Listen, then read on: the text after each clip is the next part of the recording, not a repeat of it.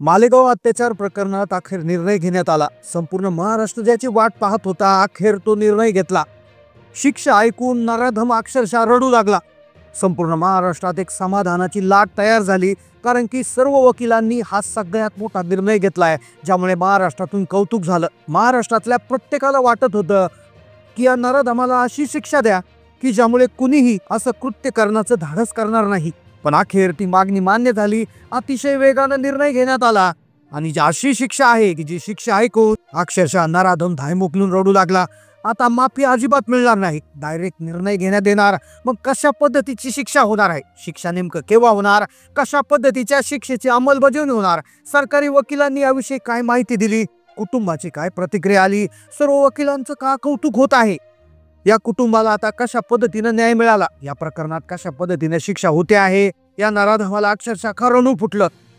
चला जाणून घेऊया या प्रकरणाचा संपूर्ण सविस्तर रिपोर्ट। 16 नोव्हेंबर रोजी रविवारी मालेगाव तालुक्यातील डोंबराळे गावात एका 3.5 वर्षाच्या चिमुकलीवर एका 24 वर्षाच्या नराधमानं अत्याचार करून तिची निर्घृण हत्या केली। हा प्रकार संपूर्ण महाराष्ट्रासाठी अत्यंत धक्कादायक होता। संपूर्ण महाराष्ट्र हळहळ होता, प्रत्येकाच्या तोंडी अतिशय मोठं दुःख होतं। पण घटना घडल्यानंतर प्रत्येकाची एकच इच्छा होती की या नराधमाला अशी कठोर शिक्षा द्या की दुसरं कोणी असं करण्याचं धाडस करणार नाही। आणि अखेर न्याय मिळाला।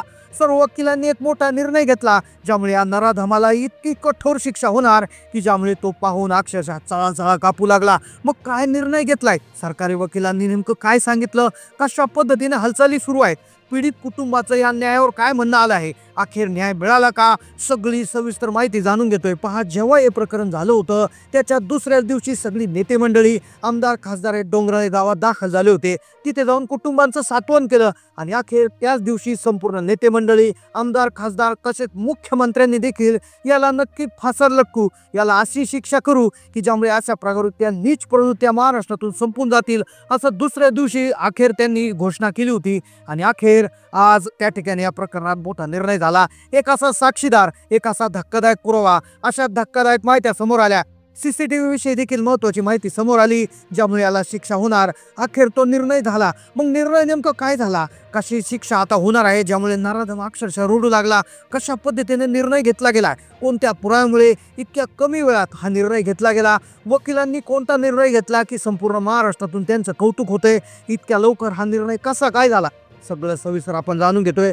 पहा, ही घटना ज्यावेळेस घडली होती रविवारी, या घटनेला जवळपास आता 6-7 दिवस 8 दिवस होऊन गेले, पण इतक्या कमी वेळात सरकारनं अतिशय महत्त्वपूर्ण पाऊल उचलले आहेत आणि अखेर फास्ट ट्रॅक न्यायालयाद्वारे हा निर्णय घेण्यात आला। स्वतः मुख्यमंत्र्यांनी याची घोषणा केली आहे आणि कोणत्या आता या कायद्याने या नराधमाला कोर्टात हजर करण्यात आलं।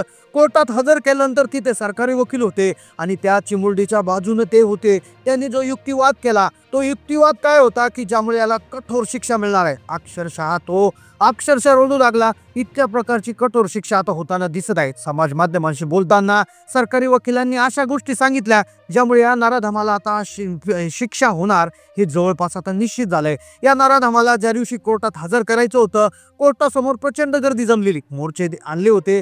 कोर्टात जे मोर्चेकरी होते त्यांचा राग जो तो अनावर झाला। राग अनावर झाल्यानंतर अक्षरशः व्हिडिओ कॉन्फरन्सिंगद्वारे कोर्टामध्ये हजर करण्यात आलं। हे तुम्हाला माहिती असेल, पण आज जे घडले ते एकदमच वेगळं आहे, कारण की सरकारी वकिलांनी आज पुन्हा एक मुलाखत दिली आणि सगळ्या वकिलांनी जो निर्णय घेतला, प्रशासनाने काय हालचाल केली आणि ज्यामुळे इतक्या कमी वेळात हा कौतुकास्पद निर्णय झालाय। आता या नराधमाला कोणती शिक्षा होणार की ज्यामुळे अक्षरशः तो घाबरू लागला आहे, कोणता पुरावा सापडला, कोणते साक्षीदार समोर आलेत, कशा पद्धतीनं कॅमेऱ्याचे फुटेज समोर आलं, आईने काय सत्य सांगितलं, पीडित कुटुंबाचं काय म्हणणं आलं, कशा पद्धतीने शिक्षा होणार, सगळं आता समोर आलं। पहा, 16 नोव्हेंबर रोजी हा जो प्रकार घडला होता, ज्यामध्ये एका घराबाहेर खेळणारी चिमुकली, जिचं वय 3.5 वर्ष, नराधमानं अपहरण करून गेलं, उचलून केल्यानंतर तिच्यावर अत्याचार केला आणि तिचा निर्घृण खून केला।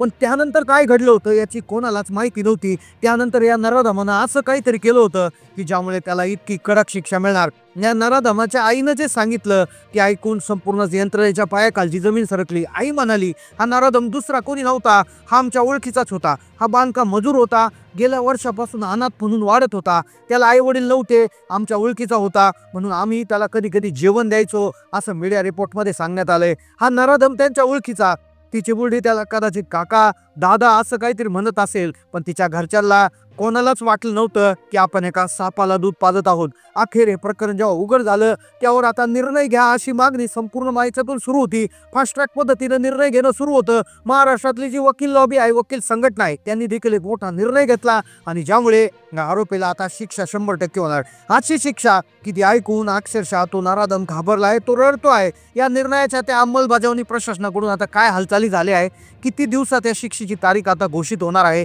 पीडित कुटुंबाची काय प्रतिक्रिया आली, काय कौतुकास्पद निर्णय घेण्यात आला, काय पुरावे समोर आले. पहा, ज्यावेळेस कोर्टासमोर हजर करण्यात आलं तिथे एक वेगळ्याच प्रकारचा युक्तिवाद झाला. त्या युक्तिवादामध्ये एक प्रकारची सुनावणी झाली. त्यामध्ये सरकारी वकील जे या पीडित कुटुंबाच्या बाजूने होते त्यांनी जी महत्त्वाची माहिती दिली, त्यामुळे या प्रकरणाला वेग आलाय. मग आता याचा साथीदार कोण, याचा दुसरा गुन्हेगार कोण, हे करत असताना याला कोणी मदत केली, याचा तपास आता वेगानं सुरू होता. याचा साक्षीदार कोण ते समोर येणार होतं, स्वतःच्या डोळ्याने कोणी पाहिलं, अशा प्रकारच्या जे गोष्टी समोर येणार होत्या. पण अखेर सगळ्या गोष्टी आता जवळपास समोर येत असताना या नराधमाच्या बाबतीत संपूर्ण वकिलांनी एक मोठा निर्णय घेतला.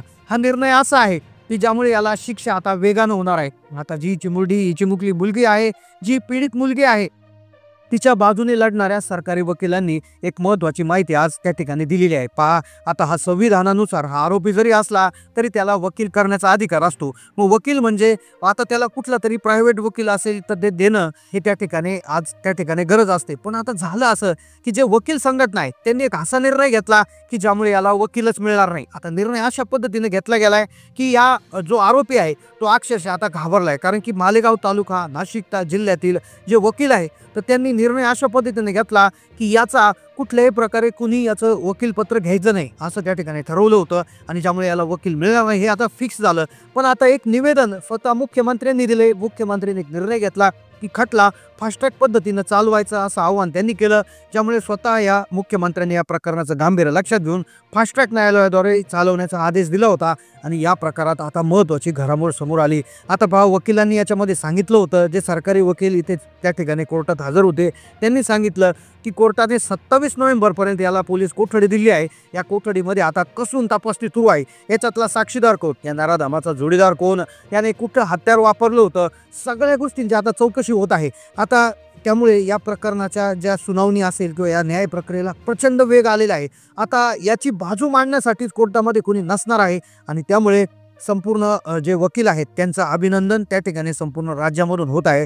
कारण की हा निर्णय जो त्यांनी घेतला तो कौतुकास्पद आहे. कारण की याला जर वकील मिळाला तर न्याय मिळण्याच्या प्रक्रियेमध्ये उशीर होऊ शकतो आणि हे न्याय प्रक्रिया वेगानं व्हावं म्हणून या वकिलांनी जो निर्णय घेतला तो अखेर कौतुकास्पद आहे आणि याच निर्णयामुळे या नराधमाला नक्की शिक्षा होणार हे आता जवळपास फिक्स झालं आहे. आता या घटनेवर तुमचं काय मत आहे, वकिलांनी जो निर्णय घेतला त्याविषयी तुमची काय प्रतिक्रिया आहे नक्की कमेंटमध्ये कळवा. चॅनलला नवीन असेल तर सबस्क्राईब करा. धन्यवाद.